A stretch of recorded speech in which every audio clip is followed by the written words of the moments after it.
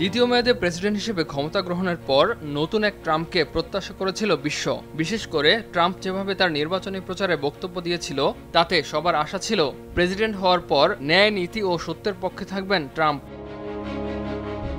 তবে নির্বাচিত হওয়ার পর 4 বছর ধরে চলা রাশিয়া ইউক্রেন যুদ্ধ নিয়ে ট্রাম্প যেভাবে রাশিয়ার পক্ষ নিচ্ছেন, এতে বিপাকে পড়েছে পুরো Europe.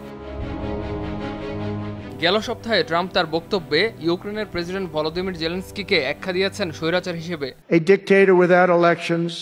Zelensky better move fast or he's not going to have a country left. Got to move fast because কেউ কেউ বলছেন জেলেনস্কির জনপ্রিয়তা নিয়েও মিথ্যাচার করেছেন ট্রাম্প। ইউক্রেনে জেলেনস্কির গ্রহণযোগ্যতা মাত্র 4% বলেও জানান তিনি। তবে গেল 2019-এর প্রেসিডেন্ট নির্বাচনে 73%-এর উপর ভোট পেয়ে ক্ষমতায় বসেন ভলোদিমির জেলেনস্কি। শুধু বক্তব্যে সীমাবদ্ধ থাকেননি ট্রাম্প, নিজের সামাজিক মাধ্যম ট্রুথ সোশ্যালেও জেলেনস্কিকে স্বৈরাচারী নেতা হিসেবে উল্লেখ করেন। এছাড়া জেলেনস্কিকে একজন কৌতুক অভিনেতা বলেও আখ্যায়িত করেছেন ট্রাম্প।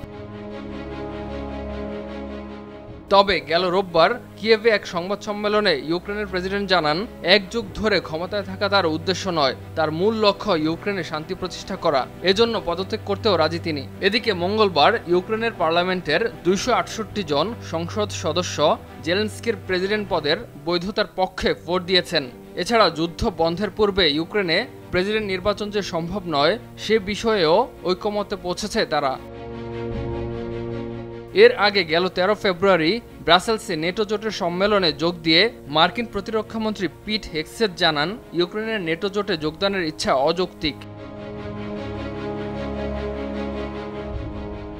ইউক্রেন যুদ্ধের 3 বছর পূর্তিতে জাতিসংঘের বিশেষ অধিবেশনে যোগ দিয়ে যুক্তরাষ্ট্র জাতিসংঘের প্রস্তাবের বিরোধিতা করে রাশিয়ার পক্ষে ভোট দেয়। জাতিসংঘের প্রস্তাবনা যুদ্ধের জন্য রাশিয়াকে দায়ী করা হয় এবং ইউক্রেন থেকে দ্রুত সেনা প্রত্যাহারের আহ্বান করা হয়।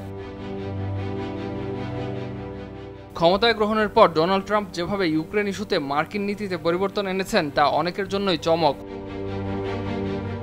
ইমতিয়াজ আহমেদ, RTV।